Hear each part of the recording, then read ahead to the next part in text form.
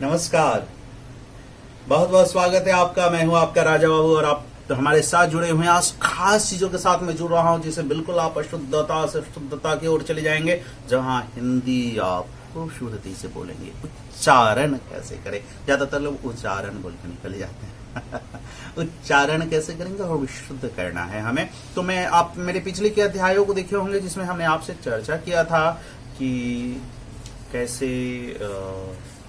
स्वर वर्णों को बोले, है ना। और एक दो चर्चा हमने यूं ही की कि लोग अशुद्ध बोलते हैं, लोगों को कैसे ठगते हैं, उस पर हमने बातें रखी थी। तो इस बात पर मैं बता दूं, स्वर के बारे में हमने बताया था कि स्वर बोलने के दृष्टिकोण से 10 ही है, लिखने के दृष्टिकोण से 13 है।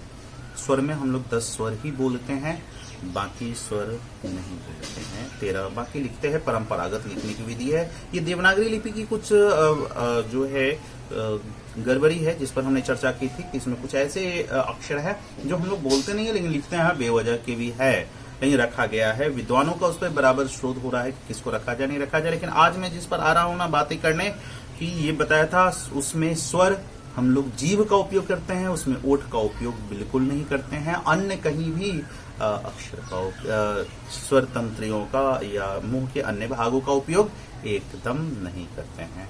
ये बातें आप स्वर सीख लिए होंगे। तो आज आते हैं हम लोग व्यंजन पर। देखिए व्यंजन मैंने बताया था देवनागरी लिपि जो है एकदम वैज्ञानिक पद्धति है, बोलने में भी हम लोग शुद्धता। आज जो मैं बता रहा हूं ना, अगर इसे आप समझ गए ना तो वाकई आप देखिए किसी भी स्वर की जो सुंदरता, किसी भी अक्षर की सुंदरता बढ़ाना है शब्द का, तो उसमें स्वर की सहायता लेंगे ही, बिना स्वर की सहायता से नहीं बोलते हैं। ध्वनि हमारी बोलने की सबसे उच्चतम इकाई है जिसका उपयोग करते हैं। और स्वर यानी कि सुनने में आपको ध्वनि का जो खंडन करेंगे, विश्लेषण करेंगे, जो ध्वनि विश्लेषक होते हैं वो लोग एक एक चीज पर पहलू रखते हैं। लेकिन जो व्यंजन बोलेंगी तो व्यंजन आपको खास के बता दे कि उच्चारण के दृष्टिकोण से ये 35 है, लेकिन लिखने के दृष्टिकोण से 33 है। 35 इसलिए है क्योंकि संस्कृत में ये नहीं था, लेकिन बाद में ढ़ ध्यान देंगे, मैंने ऊपर से जीभ ले गया और पटक दिया ड़, ये र नहीं, ये र है ना, नुक्ता वाले जिसमें नुक्ता लगाते हैं, ड की तरह लिख करके नुक्ता लगाते हैं, र ढ, तो ये जोड़ दिया गया। तो ये जोड़ने के बाद ये 35 हो गए हैं। और इसमें सबसे बड़ी चीज है ना कि इसमें जो भी है उच्चारण में हवा फेफड़ा से तो निकलेगा ही, है ना, लेकिन निकलेगी ही, हवा फेफड़े से निकलेगी, लेकिन स्वर तंत्री से टकराते हुए ये मुंह के विभिन्न भाग में इसमें जीभ का उपयोग करेंगे और मुंह के अन्य जगह स्पर्श करेंगे, इसलिए इसको स्पर्श व्यंजन कहते हैं। स्पर्श, लेकिन हवा के साथ अगर हवा निकालना है लेकिन नाक का उपयोग करे है तो वह अनुनासिक हो जाएंगे, वहां नुक्ते का मैं इस पर आऊंगा बहुत अहम। आप इसको समझ गए ना तो दिक्कत नहीं होगी। देखिए क्या है, एकदम वैज्ञानिक पद्धति है। ये हमारा कंठ है, यहाँ हमारा जीभ का रूट है यानी सटा हुआ भाग है और बाकी जगह जीभ है। देखिए है ना जीभ। और यहाँ आगे देखिए, ये अगर आपका ओठ है, देखिए ये आपका कंठ है, ये हमारा मुंह का अगर भाग है, बीच में जीभ है। मैं इसको जीभ बना रहा हूँ, समझेंगे। नीचे का उपयोग हम लोग कहीं नहीं करते हैं। ये कंठ है, ये हमारा जीभ है यहाँ सटा हुआ, और ये हमारा ऊपरी जो छत है, मुंह का ऊपरी छत, उस छत का ये भाग है यानी पीछे वाला भाग जिसे तालु कहते हैं, बोलने के दृष्टिकोण से विभक्त किया गया है। आगे वाला जो भाग है इसे मूर्धा कहते हैं, है ना, मूर्धा कहते हैं। ये अगर जीभ यहाँ लाते हैं, है ना, ये आता है तो तालु में सटेगा और यहाँ आएगा तो मूर्धा में आएगा। यहाँ हमारा दांत है और ये हमारा ओठ है। इतने चीजों का उपयोग करेंगे, कंठ का उपयोग करेंगे, तालु का करेंगे, मूर्धा का करेंगे और दांत का करेंगे और ओठ का करेंगे। अगर यहाँ हमारे सारे यानी कि अक्षर निकलता है, वर्ण निकलता है, तो निकलने के बाद क्या होगा कि यहाँ सटेगा, लेकिन नीचे वाले छत में नहीं सटता है। सिर्फ जीभ का प्रयोग कर रहे हैं, कहीं नहीं सट रहा है तो स्वर है, क्योंकि अपनी आवाज है, अपनी बिना किसी के सहायता से वो बोलता है। लेकिन अगर स्पर्श व्यंजन है, व्यंजन बोल रहे हैं, व्यंजन समझ रहे हैं, सब्जी बना रहे थे, एक चीज नहीं बनाएंगे, 4-5 चीजें मिलाएंगे, मसाले मिलाएंगे, स्पर्श कराएंगे उसे तो सब्जी होगी। तो उसी प्रकार व्यंजन अगर बना रहे हैं तो ये सटेगा। अब देखिए कैसे बोलना, कैसे वैज्ञानिक इसको समझ लीजिए। क वर्ग में 5 है, क ख ग घ, है ना, क ख ग घ। है ना। तो इस तरीके से अगर आते हैं, अब लोग छलिया लोग अंगा बोल देते हैं, आंगा बोल देते हैं, अंग बोल देते हैं, मतलब कुछ भी बोल के निकल जाते हैं, वो बात अलग है। आपको पता नहीं कहाँ से लाते हैं, गंगा कुछ भी बोल के निकल जाओ भाई, बात अलग है। लेकिन पंचम अक्षर, जितने भी पंचम अक्षर है, क ख ग घ के बाद जितना भी पंचम अक्षर है, इसे पंचम अक्षर कहते हैं, वो अनुनासिक होता है। उसका उच्चारण सिर्फ नाक से और किसी चीज का न के बराबर ही होता है। लेकिन उसमें भी आप एक चीज ध्यान रखेंगे तो उसे भी बोल लेंगे। देखिए क्या है, क वर्ग जितने भी है, क कंठ से बोलते हैं, च वर्ग तालू से, या जीभ पीछे की तरफ लाएंगे तालू से, ट वर्ग मूर्धा से बोलेंगे, त वर्ग दांत से बोलेंगे, त है ना, और प वर्ग ओठ से बोलेंगे। मुझे लगता है आप ये समझ गए होंगे। इसको अगर समझ गए तो बाकी कुछ चीजें जिस पर मैं आऊंगा और वहां भी स्पष्टीकरण दूंगा। तो देखिए क वर्ग, क देखिए क, ख, ग, घ। अब देखिए बोल करके देखेंगे, एक एक पर देखेंगे कहां से निकलता है, फिर आपको दिक्कत नहीं होगा। क, ख, ग, घ। लेकिन इसका पंचमाक्षर उपयोग करने के लिए हम क्या करेंगे, कंठ से, नाक, कंठ से बोलेंगे लेकिन नाक का उपयोग करेंगे। आ है ना, आ कंठ से अगर नाक का उच्चारण कर रहे हैं तो इसका पंचम अक्षर आ जाएगा। अब आते हैं च वर्ग, च वर्ग में च, छ, ज, झ, आ, है ना। लोग आई बोल देता है, ऊ कुछ भी बोल के निकल जाते, बात अलग है। यहाँ तालु, च देखिए, च जीभ दिखिएगा पीछे की, च जीभ पीछे की तरफ जाता है, च, छ, ज, झ, है ना। और यहाँ कंपन भी होता है, है ना। तो यहाँ तालु के पास से बोलेंगे। अब ट वर्ग आइए, ट वर्ग आगे पर आएगा, मूर्धा के पास आएगा, ट, ठ, ड, लगता है ना, ढ, ट, ना। तो इस प्रकार हम यहाँ लेंगे, लेकिन नाक से ले लेंगे। पंचम अक्षर उपयोग क वर्ग में आता है, च वर्ग में आता है, ट वर्ग में आता है, त वर्ग में आता है, लेकिन सभी अनुस्वार नुक्ता के लिए अनुनासिक के रूप में उपयोग होता है। अब आइए त, देखिए त दांत से सट रहा है जीभ, है ना, जीभ को सटाना है सिर्फ। त, थ, द, ध, न आया ना। अब प वर्ग में देखिए प, फ, यानी ओठ बंद होते हैं, ध्यान रखेंगे इसको। प वर्ग बोलेंगे, ओठ बंद होंगे। नुक्ता वाले अलग अध्याय में मैं बताऊंगा, उसको देखिएगा, वहां भी आपका स्पष्ट हो जाएगा। ये चीजें बाद में जोड़िए, प, फ, ब, भ, म। और मुझे उम्मीद है कि आप एकदम समझ गए होंगे कौन कहां से बोलेंगे। और सिर्फ ये नहीं करना है कि हाँ याद कर लेना, ओठ से बोलती है और बोलना कहीं से। आप इसका एक चीज ध्यान रखेंगे कि कंठ से निकल रहा है कि नहीं। क, ख, ग, घ, आ, च, छ, ज, झ, न, आ, है ना। च, छ, ज, झ, आ, ट, ठ, ड, ढ, न, त, थ, द, ध, न, प, फ, ब, भ, म। उम्मीद है चूंकि सामने हो तो ज्यादा होता है, वीडियो से आपको कुछ आवाज ये जा रही, लेकिन आप ध्यान देंगे तो बिल्कुल इसको वैज्ञानिकता आप समझ गए होंगे। कंठ देखिए कितनी आवाज निकल, कंठ से निकल रहा है, कंठ से आवाज अगर निकल रही है, जो वर्ण निकल रहे हैं, मूर्धा तालु से निकल रहे हैं, मूर्धा से निकल रहा है ना। यहाँ दांत के पास आ गए और ओठ के पास आ गए। अब ये चीजें, इसमें कुछ और भी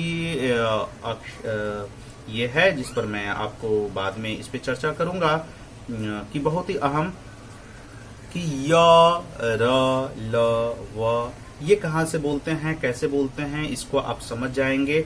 हवा नाक और मुंह से अगर निकल रहा है तो उसे अनुनासिक कहते हैं। निर्नासिक कहेंगे जहां हवा मुंह से नहीं निकलता है। तो उम्मीद है कि आपको हमने जो बातें रखी है, कंठ वाले से जो निकलता है उसे कंठ कहते हैं, तालु से जो निकलता है उसे तालव्य कहते हैं, ट वर्ग ट से मूर्धा मूर्धन्य कहते हैं, दंत कहते हैं, ओष्ठ कहते हैं, जैसे इसमें है। अब आते हैं दो तीन चीज यही स्पष्ट कर दूं।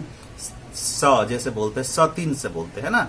य व पर मैं चर्चा करूंगा, ल पे चर्चा करूंगा कहां से क्या बोलते हैं। लेकिन आप स श को इसी जगह देखेंगे। स वाले आप लोग बोले ऐसा बोलो, ऐसे बोलो, मुंह में ये डालो, कुछ जरूरत नहीं है। स एक दांत से बोलते हैं, जिसे दंत्य स कहते हैं लोग। दंती स या छोटी सा कुछ बोलकर दंत्य स यानी दांत से बोलते हैं। शुद्ध उच्चारण जो है दंत्य स। देखिए एक स बोला दांत से। अब आइए एक श है जो मूर्धा से बोलते हैं। मूर्धा कहाँ है, हमारा ऊपरी छत है, उसका आगे वाला हिस्सा है ना, दांत के पीछे, जस्ट पीछे। तो श है ना मूर्धा। और एक है तालु से बोलते हैं, इसे तालव्य श, ये वाले श लिखते हैं। श यानी जीभ को पीछे ले जाएंगे, श स, अंतर समझ में आ गया होगा। कुछ नहीं करना है उस अवस्था के लिए, आप एक को जीव को छत के पिछले भाग में ले जाएंगे, थोड़ा दिन प्रैक्टिस करेंगे, शुद्धता हो जाएगी। लेकिन दूसरा जो तालू से है आगे लाएंगे, तालू पीछे ले जाएंगे, मूर्धा आगे लाएंगे और दांत से स। तो अब मुझे स्पष्ट लगता है कि आप अंतर समझ गए होंगे। य व में कुछ लोग उसको देखिए, चूंकि य और व एक ऐसा वर्ण है जो स्वर और व्यंजन के बीच में बोला जाता है। ये मूलतः इसको स्वर और व्यंजन के बीच में बोलते हैं कुछ लोग। अब देखिए, गुरु ब्रह्मा गुरु विष्णु गुरुदेव महेश्वर गुरु साक्षात परब्रह्म तस्मै, अब ऐ लगाएंगे, यह को लोग ई बोलेंगे।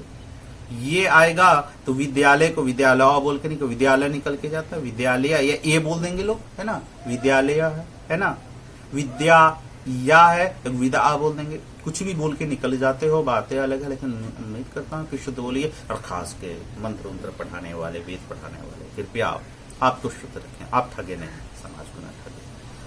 बहुत दिनों से कुछ करके, चूंकि वेद आप भी स्वयं अध्ययन नहीं करते हैं, जहां तक है पूजा पाठ की चीजें कहीं से सीख लेते हैं परंपरागत, और लोगों को आप, चूंकि आप पर बड़ी आशा है, विद्या गलत नहीं होती है, विद्वान गलत होते हैं, और विद्वानों की वजह से लोगों की विद्या से उठ जाता है। जैसे लोगों का आयुर्वेद से क्यों उठा, आप ध्यान देंगे, ज्योतिष से विश्वास क्यों उठा, क्योंकि ज्योतिष में छोटी मोटी किताब पढ़ लिए, ज्यादा जाने नहीं, किसी को कुछ बोलकर ठग लिए, धन ठग लिए, कुछ भी कर लिए, और किसी का कुछ बोल करके और धन और इज्जत हमने छलिए लोगों को देखा है ठगते हुए, ज्योतिष के नाम पर, तंत्र मंत्र के नाम पर, यंत्र के नाम पर लोगों को, युवाओं को गुमराह कर करके ये करो वो करो, उसमें एंगेज रख करके, महिलाओं की इज्जत लूट करके, और शुद्ध बोल नहीं पाते। तो शुद्ध बोलते नहीं, मंत्र शुद्ध नहीं बोलते हैं, और कुछ से भी करके निकल जाएंगे और बोलेंगे ओम बोलो, नाभि से कुछ करा करके लोग मानसिक रूप से विकृत करा देते, कुछ करा करके। प्लीज आप लोग ना करें।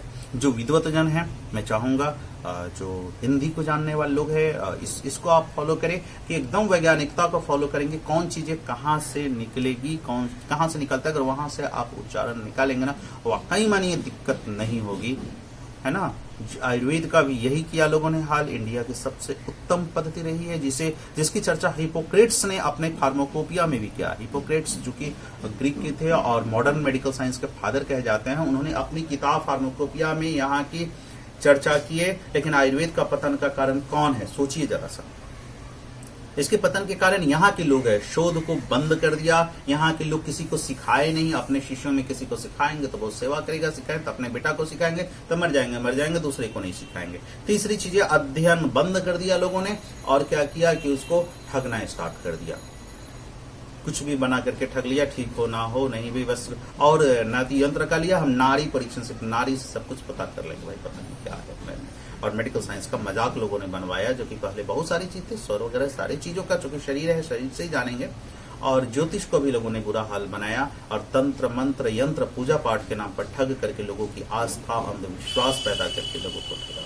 मैं नहीं कहता गलत है, लेकिन वेद को पढ़िए, खुद से पढ़िए। मैं तो सारे लोगों से आग्रह करूंगा कि पहले नहीं पढ़े थे, पहले तो ये था कि ये हम विशेष अधिकार है कि पढ़ेंगे तो हम इस जाति से है तो पढ़ेंगे, दूसरे को नहीं पढ़ने देना है, शूद्रों को नहीं पढ़ने देना है। अब तो ऐसी बात है कि आपके विभिन्न मीडियम में आपके पास उपलब्ध है, आप खुद से पढ़िए, जानिए और उसमें शोध कीजिए, और उसका जहां तक है कि जहां लगता है कमी है उसमें सुधार हो, ऐसा नहीं कि सीधे मान लिया जाए। तो मैं बातें इसलिए कहना चाह रहा हूं कि मेरा मकसद कहीं से भी किसी को चोट पहुंचाना नहीं है, ठगने से बचाना है। हमने बहुत सारी चीजों पे बातें रखी है, आप लोग देखिए, चैनल को सब्सक्राइब कर ले, अगर पसंद आता है तो साथ दे और इसका पालन करें। मैं चाहता हूं कि शुद्ध बोले। नाटक वाले खास करके जो अभिनय से जुड़े हैं, उनके लिए, अभिनय वालों को बहुत जरूरी है कि आप शुद्ध बोले। और देखिए एक बात बता दूं कि अगर अक्षर जहां से निकलते हैं, अगर वहां से आपने उसे निकाला ना, तो उसके भाव, शब्द के जो भाव है खुद ब खुद पैदा हो जाएंगे। थोड़ी बोलेंगे, जब थोड़ी बोल के निकल जाते हैं ना, थोड़ी स्पष्ट हो जाता है, बहुत है ना स्पष्ट। पत्थर बोल के निकल जाते हैं लोग। तो वहां ऐसे भाव, मैं बताऊंगा, एक चीज पे बताऊंगा भाव कैसा पता है। जो अभिनय के छात्र जुड़े हुए हैं हमसे, देखे तो मैं आपकी सेवा में 2-3 चीजें पेश किया है हमने। हमारा डॉक्टर राजा मीडिया न्यूज है, जहां हम आपको कलाकारों का, डॉक्टर्स का न्यूज लेकर के आपके समक्ष आते हैं। डॉक्टर राजाओं मीडिया आर्ट सिनेमा है, जहां हमसे जुड़ी जितनी भी फिल्में हैं वहां रखते हैं। फेसबुक पेज पर भी है डॉक्टर राजाओं लाइफ स्टोरी, जो हमारा ब्लॉग है, मैं क्या करता हूँ नहीं करता हूँ सारी बातें आपको तो कहीं भी आपको ये उपलब्ध हो जाएगा। फिलहाल दीजिए अपने प्यारे डॉक्टर राजाओं को अलविदा। लेकिन वीडियो लंबा है, लेकिन जरूर देखिए, आप इसको सीखे, जरूर सीखे। मैं अगले सर आगत और य से लेकर के आगत यानी फारसी से जो शब्द आए हैं, आगत आया हुआ जो अक्षर है, वर्ण है, हम उस पर चर्चा करेंगे। तब तक ले दीजिए अपने प्यारे राजाओं को अलविदा। प्रणाम।